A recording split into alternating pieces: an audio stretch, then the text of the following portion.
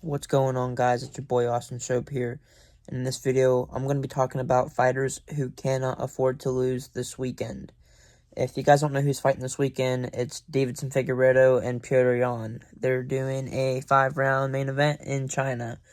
The main card starts at 6 a.m., so I don't know if I'll be able to watch it or not, but I don't know. It seems like it's going to be a pretty good fight. But there's also a few fights on there that I was looking and I was like, dude, some of these guys, they might lose their hype or either get cut from the UFC if they lose this fight. So, I came up with a couple fighters on the list, and we're gonna get into it.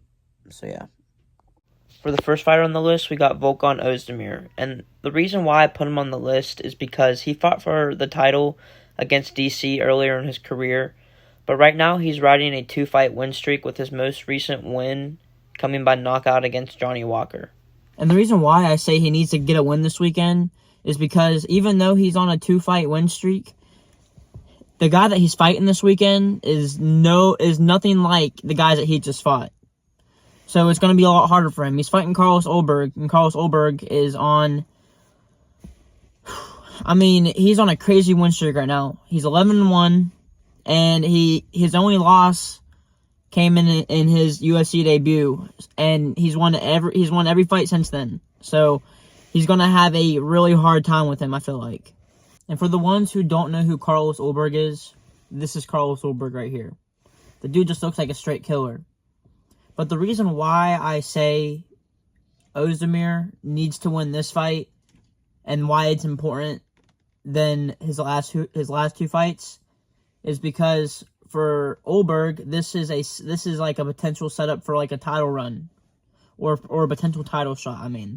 So I feel like, let's say Ulberg were to win this fight, then that means Ulberg will be put on the radar for a potential title shot in the next 1 to 2 fights after that. If Ozdemir wins, then Ozdemir just beat this new up and coming contender. This guy was supposed to be a straight killer. This guy means serious business. So the reason I say it's super important for Ozdemir to win this fight. So if he wins this fight, then maybe I'll say if he wins this fight, then they'll probably give him another fight, and then after that fight, he'll probably get a title shot.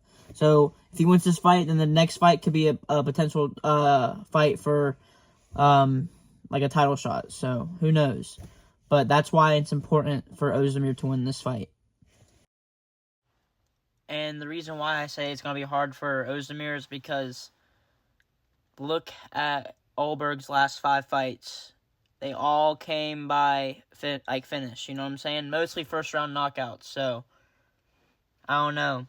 I feel like the Ozdemir fight's not going to be a long fight between them two, so he's going to have a really hard challenge with Ulberg.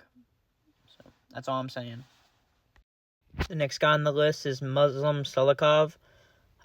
This guy is 1-2 his past 3 fights, and the reason why I chose him is because this dude is literally 40 years old. So I don't know how much longer he has in his tank, but if he don't win this next fight, he could be getting cut.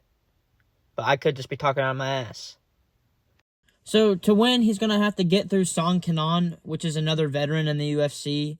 He's 20-5 right now, and he's 35 years old. So he's pretty much a decent amount younger than him. But like I said, if he grapples him the whole time and doesn't try to strike with him, then he should be good. So that's what he's gonna have to do to win. And maybe if this is his last fight, he can get a win on top. So next one up on the list is Yan Xiaonan. Her last fight was against Weili Zhang in the title shot, and she lost. But in order to get another title shot, she needs to put on a statement this weekend against Tabitha Ritchie. Considering that, she's been consistent in the UFC. She's only 17-4. But she has some losses in the UFC, and in order to get another title shot or put herself out there on the radar again as one of the baddest girls in the weight class, she needs to make a statement this weekend against Tabitha Ritchie, like I said. So that's all I'm really going to say about this one. There's not much to say about it. She just got to do what she got to do to go out there and win. Okay, our last guy on the list we got is former bantamweight champion Petr Yan. Petr Yan, listen, if he beats Davidson Figueiredo this weekend, then he could be in line for a title shot, considering that the bantamweight division right now has been very inconsistent with their champions. They haven't had anybody really defend their titles, like, a lot in a while. Not that I can't remember the last guy that had a lot of title defenses in the bantamweight division. It's just one of those divisions where it's like anybody can be a champion within the top 5. But I will say, with Petr Yan's last performance against Song Yadong, he looked great, looked phenomenal. And I say if he gets this win against former flyweight champion Figueiredo, who his last performance, he was the first one to crack Cheeto's chin. This would be a no-brainer for the winner to get a title shot. I mean, that means Petr Yan will be on a 2-fight winning streak, and he just beat the former flyweight champion, who put on a good performance against Cheeto. So that's what I'm thinking about right now. I don't know if you guys had different ideas, but let me know what you guys think about this video. Did you guys agree with me? Do I make sense when I'm talking about my thought process?